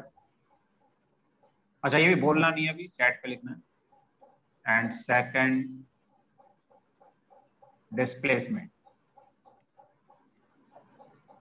तो राम स्ट्रेट लाइन पाथ से ए से बी की तरफ गया और लौट कर आ गया, तो डिस्टेंस ट्रेवल और डिस्प्लेसमेंट क्या होगा? आर्यवीर का डिस्टेंस गलत है, सेकंड सही है. सक्षम का फर्स्ट का सही है, पार्थ के दोनों सही हैं. चिराग का गलत है फर्स्ट, एक मिनट. रोशन के दोनों सही हैं. सक्षम का सेकंड वाला गलत है. सेकंड डिस्प्लेसमेंट है, फर्स्ट डिस्टेंस है. ठीक है, जिस ऑर्डर में उसी ऑर्डर में बताना है. सर सही ऑर्डर पे तो बताया, पहला डिस्टेंस बताया, फिर वो वापस ही आ गया उधर ही. अच्छा ठीक है. सुलेख का डिस्प्लेसमेंट गलत है. चिराग का सेकंड वाला सही है. मानसी का डिस्टेंस सही है. विभांशु का दोनों सही हैं. हिरेन के दोनों सही है. शैली के दोनों सही हैं. मानसी डिस्प्लेसमेंट में गड़बड़ हो रही है तुम्हारे.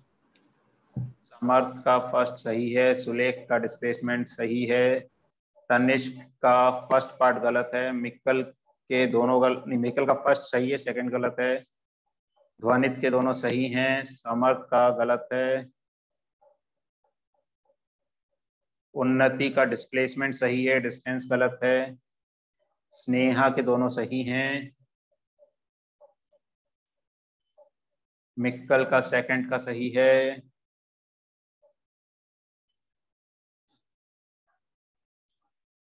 देखो अब इसमें क्या हो रहा है, जो राम है ए से बी गया, तो जाने में कितना गया? 10 मीटर.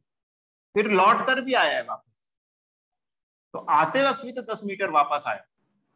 तो डिस्टेंस में टोटल पाथ की लंबाई आती है. तो जो फर्स्ट पार्ट का आंसर आएगा, तो जाने में 10 मीटर, आने में 10. जैसे मान लो हम ही हैं, हम यहाँ से अपने घर से स्कूल जा रहे हैं, स्कूल से वापस आए, तो हमारे स्कूल का अगर डिस्टेंस 10 किलोमीटर है, तो गाड़ी कितना चलेगी टोटल? 10 जाने में, 10 आने में. वही डिस्टेंस होता है एक तरीके से, तो 20 मीटर. लेकिन डिस्प्लेसमेंट किस पे डिपेंड करता है? इनिशियल और फाइनल पॉइंट पे. तो हमने जहां से मोशन शुरू किया, हम वापस वहीं पे आके टिक गए, तो हम उन दोनों पॉइंट के बीच की शॉर्टेस्ट डिस्टेंस क्या हो जाएगी? 0. तो यहाँ पे आंसर डिस्प्लेसमेंट का आ जाएगा 0 और डिस्टेंस ट्रेवल 20 मीटर. ठीक है, क्लियर है? Yes sir. तो गाड़ी का जो ओडोमीटर होता है वो क्या देता है? डिस्टेंस ट्रेवल या डिस्प्लेसमेंट? डिस्टेंस. हाँ, तो वो बताता है गाड़ी ने कितनी डिस्टेंस ट्रेवल की. क्योंकि डिस्प्लेसमेंट देता, हम घर से जाते, लौट के घर में आते, तो वापस 0 रीडिंग मिलती है उसकी, है ना. तो ऐसा नहीं, वो बताता है गाड़ी कितना चल चुकी है, कितना डिस्टेंस कवर कर चुकी है. अच्छा एक मिनट रुक जाओ. डिस्प्लेसमेंट 0 कैसे आया, ये एक डाउट आया है. देखो हमने क्या बोला? Displacement is shortest distance. तो मैं जिस पॉइंट पे था, मैं गया, स्ट्रेट लाइन में गया और वापस स्ट्रेट लाइन में नहीं भी जाता, कैसे भी जाता, अगर मैं लौट कर वहीं आ जाता, मतलब जो फाइनल पॉइंट है वो अगर इनिशियल पॉइंट से कोइंसाइड कर रहा है, तो उन दोनों के बीच की शॉर्टेस्ट डिस्टेंस क्या होगी? वही डिस्प्लेसमेंट होती है. तो अगर कभी भी इनिशियल और फाइनल पॉइंट कोइंसाइड कर जाते हैं, मिल जाते हैं, तो फिर डिस्प्लेसमेंट क्या हो जाता है? 0 हो जाता है. डिस्टेंस तो पाथ की लंबाई है, वो लंबाई तो ठीक है, जो भी आएगी वो 0 तो हो सकती है तभी अगर पार्टिकल चले ही ना. पार्टिकल चल रहा है तो डिस्टेंस तो कभी 0 नहीं आ सकता. लेकिन अगर पार्टिकल लौट कर वहीं पर आ गया तो डिस्प्लेसमेंट जरूर 0 आ जाएगा. ठीक है, समर्थ आया समझ?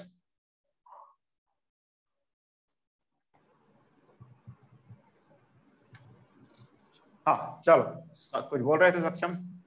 सर वैसे जो अपन ने वेक्टर्स का शुरू में स्टार्टिंग में पढ़ा था सर, वो तो 4th चैप्टर में भी दिया हुआ है वो सब, तो सर अपन ने पहले क्यों करा?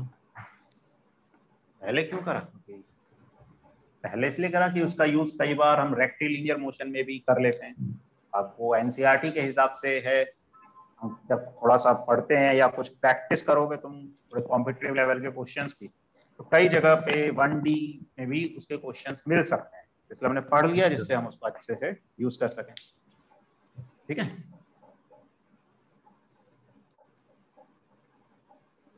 इसका स्क्रीनशॉट ले लो फिर आगे बढ़ते हैं। सर हो गया।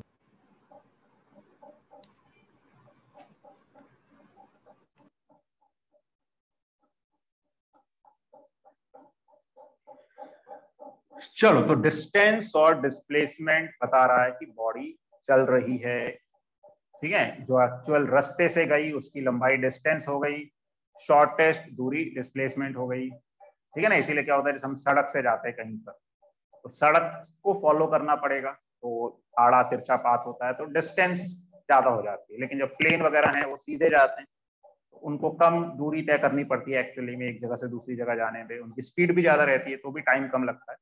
तो इसलिए वहां से ट्रैवल करने में ओवरऑल अगर बात करें तो दूरी कम तय करनी पड़ती है उनको एक जगह से दूसरी जगह जाने में, ठीक है, क्योंकि उनका पाथ स्ट्रेट लाइन हो सकता है।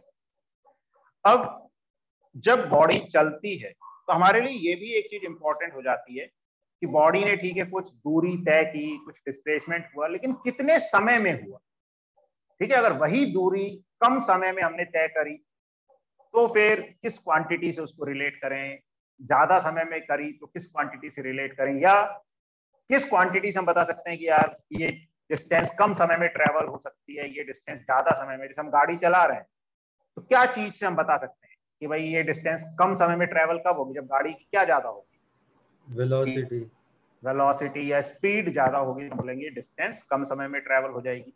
और अगर स्पीड कम होगी तो वही डिस्टेंस ट्रेवल करने में ज्यादा समय हमें लगेगा। तो अब हम इसी चीज की बात करेंगे कि डिस्टेंस टाइम में कैसे ट्रेवल हो रही है, तो उसको किस क्वांटिटी से रिलेट किया जाता है या किस क्वांटिटी से मेजर किया जाता है। तो इसमें दो चीजें हमारे सामने आती हैं, एक आती है एवरेज स्पीड और दूसरी होती है एवरेज वेलोसिटी, उसको हम बाद में देखेंगे। पहले हम बात करते हैं average speed. What is average speed? Sir मतलब जितने भी अपन A to B अपन जैसे पॉइंट पे गए उस पे अपन ने कई तरह की स्पीड है, जैसे कभी 20 किलोमीटर पर आवर 30 प्लस है, तो उन सब का टोटल करके डिवाइड करके एवरेज स्पीड निकाल देते हैं। चलो देखो, अब एवरेज की डेफिनेशन बिल्कुल सही बताई सक्षम ने कि एवरेज क्या होता है, हम क्वांटिटीज को ऐड करके डिवाइड कर देते हैं। लेकिन जब हमारी गाड़ी चल रही है तो उसकी स्पीड मान लो कंटिन्यूस बदल रही है, 10 से 20 हुई, 20 से 21 हुई, 21 से 20, हम ऐसे इनफाइनाइट वैल्यूज आ रहे हैं, तो इनफाइनाइट वैल्यूज को कैसे मेजर करेंगे? इंस्टेंटेनियस स्पीड, वो तो इंस्टेंटेनियस होगी, लेकिन हमें एवरेज निकालनी है। तो एवरेज स्पीड को है होता वही है जो बोल रहे हैं कि हम सारी स्पीड को क्या करें, अलग अलग स्पीड जो भी थी उसको ऐड करके डिवाइड कर दें, लेकिन वो प्रैक्टिकली पॉसिबल नहीं है। हाँ, तो एवरेज स्पीड को कैसे रिलेट किया जाता है, तो this is defined as, sir definite integration करते हैं ना?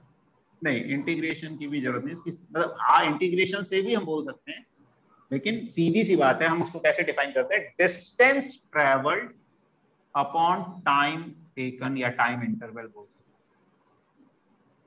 देखो हमारे लिए इंपॉर्टेंट क्या है स्पीड का, मतलब कि किस रेट से वो डिस्टेंस ट्रेवल हो। तो हम क्या करते हैं, टोटल दूरी हमने क्या तय, डिस्प्लेसमेंट नहीं, डिस्टेंस, कितनी डिस्टेंस। मान लो मैं यहां से ऑफिस जाता हूं, मेरा ऑफिस है 10 किलोमीटर दूर और मुझे लगता है आधा घंटा, ठीक है, तो मेरी एवरेज स्पीड क्या कहलाएगी कि मैं 10 किलोमीटर गया और आधे घंटे में गया, क्या हो जाएगी एवरेज स्पीड? सर ये 10 किलोमीटर अपॉन वो ये 10 किलोमीटर डिस्टेंस है और आधा घंटा, हाफ आवर लगता है। सर ये 5 किलोमीटर पर आवर हो जाए, नहीं 20 किलोमीटर पर आवर हो जाएगी, 20 किलोमीटर पर है ना। तो 10 upon half 20 kilometre per hour. तो ये एक एवरेज स्पीड आ गई, मैंने ऑन एन एवरेज इस स्पीड से वो दूरी तय की। लेकिन क्या मेरी गाड़ी उस स्पीड से चली होगी हमेशा? सर क्या एक बार रिपीट कर नहीं सर, क्या मेरी गाड़ी उसी स्पीड से चली होगी हमेशा 20 किलोमीटर पर नहीं आवर? सर, नहीं एवरेज है नहीं मतलब। सर, नहीं, कभी ज्यादा भी होगी, कभी कम भी होगी। वो आता है, सर मतलब कि अपन अगर इसी स्पीड से चलते इतना तो अपन पहुंच जाते उसी उत्तर आधे घंटे में पहुंच जाते हैं अपन। अगर मैं इस कांस्टेंट स्पीड से चल पाया तो मैं आधे घंटे में पहुंच जाऊंगा, लेकिन हम उससे चल नहीं पाते। तो हमारे लिए इंपॉर्टेंट क्या हो जाता है, एवरेज। जैसे भाई ऑन एन एवरेज मेरी सिटी में ड्राइविंग स्पीड कितनी आती है, 20 किलोमीटर पर आवर। उसका जरूरत क्या है, अब मेरे को अगर कभी 20 किलोमीटर जाना है तो मैं मान के चलूंगा मुझे रफली 1 घंटा लगेगा और मैं उस हिसाब से प्लान करके चलूंगा। तो एवरेज स्पीड ये बता रही है कि भाई हमारी चलाने की एवरेज स्पीड क्या है। मेरी गाड़ी ऐसा नहीं 20 से चल रही, कभी वो रेस्ट पे भी आई होगी सिग्नल पे, कभी उसने 60 किलोमीटर प्रति आवर 60 से भी चली होगी, कभी हो सकता है 80 भी आ गई हो, कभी हो सकता है 10 भी आ गई हो ट्रैफिक में। लेकिन एक एवरेज स्पीड ये बताती है, जैसे गूगल मैप ही है, वो क्या है, हमारी गाड़ी की स्पीड के हिसाब से अपने आप एक कैलकुलेशन करता है कि ऑन एन एवरेज गाड़ी की क्या स्पीड आ रही है, उसे रफली टाइम बता देता है कि इस डेस्टिनेशन तक पहुंचने में आपको इतना टाइम लगेगा। ठीक है, तो ये सब चीजें जो हैं तो किसमें काम आती है, हमारी एक उसको बताने में कि जैसे एक एवरेज स्पीड, उसमें भी अलग अलग पर्सन के लिए अलग अलग हो सकती है, क्योंकि आजकल आर्टिफिशियल इंटेलिजेंस इतनी है। मेरा गूगल मैप हो सकता है उसी डिस्टेंस के लिए अलग टाइम बताए, किसी और का हो सकता है थोड़ा डिफरेंट टाइम बताए। वो उसके जो डेटा है कि यार ये गाड़ी तेज चलाता है तो इसको कम टाइम लगता है उतना ही डिस्टेंस ट्रेवल करने में, ये धीरे चलाता है उसके हिसाब से हो सकता है वो बताए। तो ये कहाँ काम आती है कि हमें एक नॉर्मली आइडिया लग जाता है कि हम ऑन एन एवरेज किस स्पीड से गाड़ी चला पा रहे हैं। लेकिन वो स्पीड भी सिटी की अलग हो सकती है, सिटी के अंदर हाईवे की अलग हो सकती है, अलग अलग जगह की अलग अलग हो सकती है। तो हम एक एवरेज की बात करते हैं, और एवरेज इसीलिए जरूरी है क्योंकि भाई उससे मुझे पता चलता है कि ऑन एन एवरेज मुझे इतनी स्पीड से गाड़ी मेरी चल पाती है, तो मैं उससे मतलब कैलकुलेट कर सकता हूं कि मुझे कहीं भी जाने के लिए कितना मार्जिन लेकर निकलना पड़ेगा। ठीक है, तो एवरेज स्पीड को कैसे डिफाइन कर दिया जाता है, distance travelled upon time taken, कितना डिस्टेंस ट्रेवल किया और कितना टाइम उसमें लगा। अच्छा, डिस्टेंस कैसी क्वांटिटी है, स्केलर है या वेक्टर है? स्केलर। स्केलर। और टाइम? टाइम वो टाइम स्केलर। स्केलर। तो एवरेज स्पीड कैसी क्वांटिटी है? स्केलर। स्केलर क्वांटिटी हो जाएगी। ठीक है, तो स्केलर का स्केलर से डिवीजन करते हैं तो स्केलर क्वांटिटी आ जाती है। This is a scalar quantity. SI unit क्या होगी इसकी? Metre per second. Metre per second. CGS unit? Centimetre per second. Centimetre per second. Dimensional formula? Sir ये L T L T minus one. ठीक है, तो velocity की भी होती है।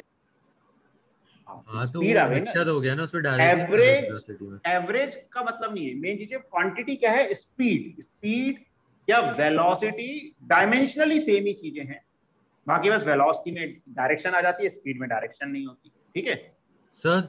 हाँ सर, जैसे ए टू बी है और अपन ने एक डिस्प्लेसमेंट और एक डिस्टेंस है, से गोल गोल करके डिस्टेंस है, तो जो एवरेज स्पीड है वो सिर्फ उस डिस्टेंस के लिए अप्लाई होती है, और जो एवरेज वेलोसिटी वो सिर्फ उस डिस्प्लेसमेंट पे अप्लाई करती है क्या? हाँ, डेफिनेशन वही है ना, एवरेज स्पीड में डिस्टेंस देखी जाएगी, डिस्प्लेसमेंट से कोई लेना देना नहीं। भाई जैसे मैं यहाँ से ऑफिस गया, ऑफिस से घर आ गया, मैं थोड़ी बोलूंगा कि मेरी एवरेज स्पीड 0, नहीं। एवरेज स्पीड टोटल डिस्टेंस जो ट्रेवल किया डिवाइडेड बाय टोटल टाइम जो लगा। मतलब वो स्ट्रेट लाइन वाला जो रहता है उसके लिए एवरेज वेलोसिटी लगेगा, स्ट्रेट लाइन। ये स्ट्रेट लाइन में गाड़ी कैसे भी जाए, डिस्प्लेसमेंट उसका, भाई जैसे मेरा घर यहाँ पर है, ठीक है, ऑफिस यहाँ पर है, मैं भले ऐसे भी जा रहा हूं, तो ऐसा नहीं कि डिस्प्लेसमेंट का तो हमको सीधा जाना है, ये जाना तो ऐसे ही है, लेकिन डिस्प्लेसमेंट क्या कहलाएगा, ये भले हम ऐसे नहीं जा सकते, वो भी डिस्प्लेसमेंट यही है। डिस्प्लेसमेंट का ये मतलब नहीं कि हम ऐसे जा रहे हैं, जा तो हम पाथ से ही रहे हैं, हम इस रास्ते नहीं जा सकते, रास्ता है ही नहीं जाने के लिए, लेकिन फिर भी घर से ऑफिस का डिस्प्लेसमेंट क्या कहलाएगा, उसको जोड़ने वाली जो भी शॉर्टेस्ट लेंथ होगी वही डिस्प्लेसमेंट कहलाएगा, चाहे हम उस रास्ते जा पाए चाहे नहीं जा पाए। जी सर। ठीक है, भले हम गाड़ी से जा रहे हैं तो अब डिस्प्लेसमेंट का कहाँ यूज हो सकता है, मान लो मेरे पास ड्रोन आ गया, मैं ड्रोन को भेज सकता हूँ, भैया तू उड़ के सीधे चला जा। ये सर, तो एवरेज वेलोसिटी लग जाएगी। हाँ, नहीं, एवरेज वेलोसिटी इसमें भी आएगी, तो मैं ऐसे जा रहा हूं तो भी एवरेज वेलोसिटी की बात कर रही है, एवरेज वेलोसिटी क्या हो जाएगी उसमें, लेकिन ये डिस्प्लेसमेंट काउंट होगा, मतलब हम जा नहीं रहे ऐसे, लेकिन काउंट ये वाला ही होगा डिस्प्लेसमेंट। जी सर। ठीक है, तो displacement doesn't means we are moving about along the shortest path. Path तो हम उसी से जाएंगे जो बना हुआ है जाने के, लेकिन जब एक्चुअल पाथ मेजर करेंगे तो हमें डिस्टेंस मिलेगा। और अगर हम डायरेक्ट डिस्टेंस, मतलब डायरेक्ट एक स्ट्रेट लाइन मेजर कर ले, जाना इंपॉर्टेंट नहीं, वो जो मेजर करेंगे लेंथ, वो लेंथ डिस्प्लेसमेंट कहलाएगी। और उससे फिर वेलोसिटी का रोल आता है, एवरेज वेलोसिटी। ठीक है, तो average speed is distance travelled upon time taken which is a scalar quantity, SI unit is metre per second, CGS unit centimetre per second, dimensional formula LT-1। तो ये average speed होती है। इसको screenshot ले लो, फिर आगे बढ़ते हैं। सर ले लिया सर। इस पे डेफिनेट इंटीग्रेशन से भी निकाल सकते हैं ना? हाँ निकाल सकते हैं, बिल्कुल निकाल सकते हैं। वो उसमें कुछ ग्राफ का एरिया निकालते हो, फिर वो से डिस्टेंस निकलता है, स्पीड के इंटीग्रेशन से डिस्टेंस निकल सकता है। डिस्टेंस के इंटीग्रेशन से, स्पीड के इंटीग्रेशन से डिस्टेंस निकलता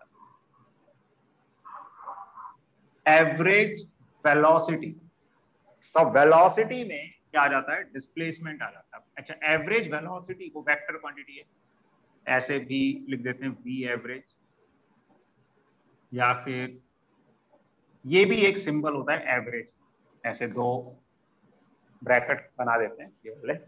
this is also symbol of average, कई जगह पे मिल सकता है। तो एवरेज वेलोसिटी क्या होती है, displacement upon time interval. Displacement upon time interval को एवरेज वेलोसिटी बोला जाता है। अब डिस्प्लेसमेंट कैसी क्वांटिटी है, vector, vector, time scalar.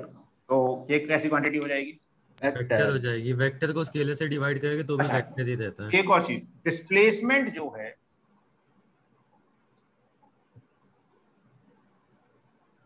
Displacement को ऐसे भी बोला जाता है चेंज इन पोजीशन।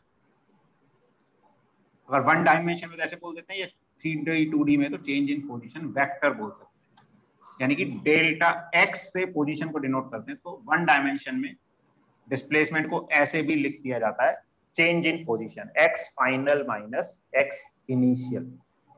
ठीक है, तो डिस्प्लेसमेंट को चेंज इन, मतलब डिस्प्लेसमेंट क्या हो गया, डेल्टा एक्स, तो टाइम इंटरवल को डेल्टा टी बोल सकते हैं। इसको ऐसे भी कई बार लिख देते हैं, x final minus x initial upon T final minus T initial. देखो डिस्प्लेसमेंट का क्या मतलब है कि हम वन डायमेंशनल पाथ की बात कर रहे हैं, तो हमने इसको एक्स एक्सिस जैसा मान लिया। अब पार्टिकल अगर यहां पर है इनिशियल 2 वाले पॉइंट और फाइनली यहां पर पहुंच गया 6 वाले पॉइंट पर, तो कितना आगे बढ़ा वो, 6 - 2 अपॉन 6 - 2 नहीं, अभी आगे कितना बढ़ा, 6 - 2 4 मीटर। कहां की तरफ बढ़ा, राइट की तरफ। तो x final minus x initial निकालेंगे तो ऑटोमेटिकली प्लस आ जाएगा, दैट इज 4 डिस्प्लेसमेंट। अगर फाइनल वाला पॉइंट पीछे होगा, मान लो 1 पे आ गया फाइनल, तो 1 - 2 करेंगे तो -1, ऑटोमेटिकली नेगेटिव आ जाएगा। तो मैथमेटिकली डिस्प्लेसमेंट को ऐसे लिख सकते हैं, change in position, x final minus x initial. Sir इसको सिर्फ डिस्प्लेसमेंट पे ही ये फॉर्मूला यूज कर सकते हैं ना? हाँ, सिर्फ डिस्प्लेसमेंट के लिए। डिस्टेंस के लिए तो पाथ की लंबाई मेजर करनी पड़ेगी। डिस्प्लेसमेंट के लिए हम डायरेक्टली वन डायमेंशनल में ऐसे लिख सकते हैं, एक्स फाइनल मतलब final position minus initial position. अच्छा, अब बात करते हैं, तो this is a vector quantity.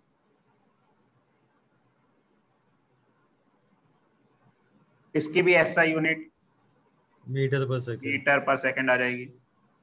CGS unit centimetre per second, centimetre per second. Dimensional formula LT power -1, LT-1।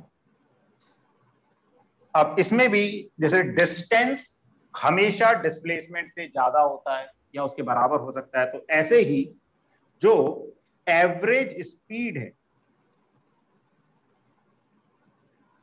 it is always greater than equal to magnitude of average velocity.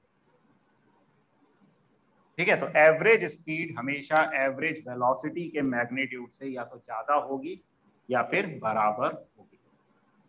समझ आ रहा है क्यों मॉड होगी? क्यों लगा है?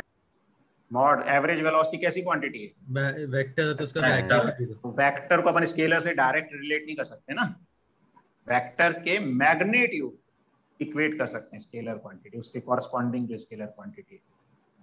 ठीक है सर। हाँ सर जैसे एक आपने वो एग्जांपल बताना था कि A2 भी अपन ने गए और डिस्प्लेसमेंट हुआ और एक ऐसे गोल गोल घूम के ऐसे डिस्टेंस हुआ, तो अपन इस पे टाइम कौन सा लेते हैं कि जो डिस्टेंस? टाइम तो वही होगा ना यार, एक भाई एक पाथ में एक ही बार जा सकते हैं यार, घूम दो चीजें एक साथ थोड़ी हो सकती हैं। मतलब डिस्टेंस वाला या तो हम time ऐसे गए या ऐसे गए, दोनों चीजें साथ में कैसे कर सकते हैं? भाई हम ऐसे गए तो ये वाला टाइम लेंगे, इसके हिसाब से डिस्टेंस और डिस्प्लेसमेंट निकालेंगे, और ऐसे गए तो ये वाला टाइम लेंगे, इसी के हिसाब से डिस्टेंस और डिस्प्लेसमेंट निकालेंगे। अच्छा, दोनों चीजें साथ में थोड़ी हो सकती हैं। वो गिवन रहता है मतलब कि कितना वो टाइम तो गिवन रहेगा ना, भाई हमें इस रास्ते से गए और इतना टाइम लगा। अब रास्ते की लंबाई डिस्टेंस दे देगी और डिस्प्लेसमेंट तो इनिशियल और फाइनल पॉइंट को जोड़ने वाला शॉर्टेस्ट डिस्टेंस आएगा, चाहे रास्ता कोई भी हो। जी ठीक सर। है, फिगर से समझा देते। फिगर से समझाएं? सर एक सेकंड इसको एवरेज स्पीड आगे और लेते एवरेज सर, वेलोसिटी। फोटो नहीं लिया खींचना भूल स्क्रीनशॉट? गए। शॉट नहीं लिया। चलो अरे ले लो, दोबारा लिख दो।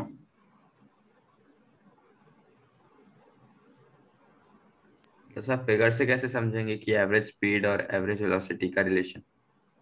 फिगर से तो डिस्टेंस और डिस्प्लेसमेंट ही समझ आएगा ना, उससे फिर टाइम तो सेम अभी समझा देते हैं थोड़ा सा। ये ले लो इसका, ठीक है, एवरेज वेलोसिटी। हो गया सर। ले लिया सर। चलो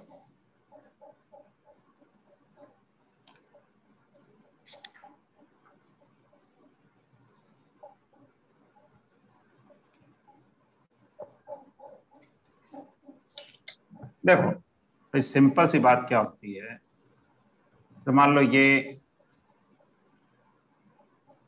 ठीक है हमारा घर है सपोज,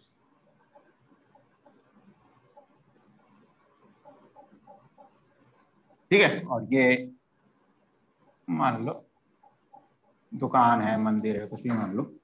अब हमारे घर से मंदिर तक या दुकान तक जाने के अलग अलग रास्ते हो सकते हैं। एक रास्ता सपोज ये है,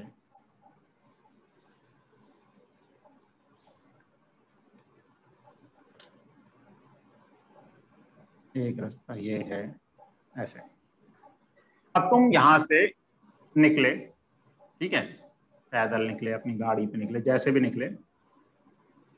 अब तुम क्या दोनों रास्ते एक साथ ट्रेवल कर सकते हो? No Time. सर। तो सर नहीं ठीक सर। है, तो मान लो तुम या तो इस रास्ते से जाओगे, तो अगर इस रास्ते से गए तो हम इसी रास्ते की बात करेंगे। भाई इस रास्ते से गए और ये दूरी है सपोज 100 मीटर, और तुम गए और तुमको लग गए यहां से घर जाने में 5 सेकंड लग गए, और हमने डायरेक्ट यहां से यहां तक का डिस्टेंस हमें किसी ने बता रखा है कि ये डिस्टेंस है 60 मीटर।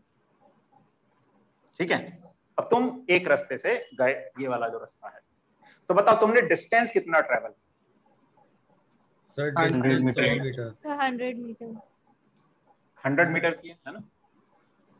ठीक है, केस 1 अभी हम ले रहे हैं। तो वापस आने में अगर दूसरा पास माल किया तो?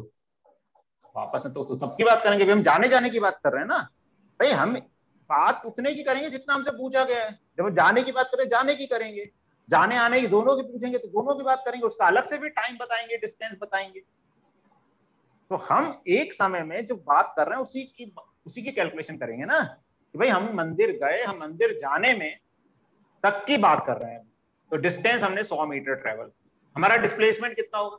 60 मीटर। 60 मीटर। 60 मीटर। 60 मीटर हो जाएगा।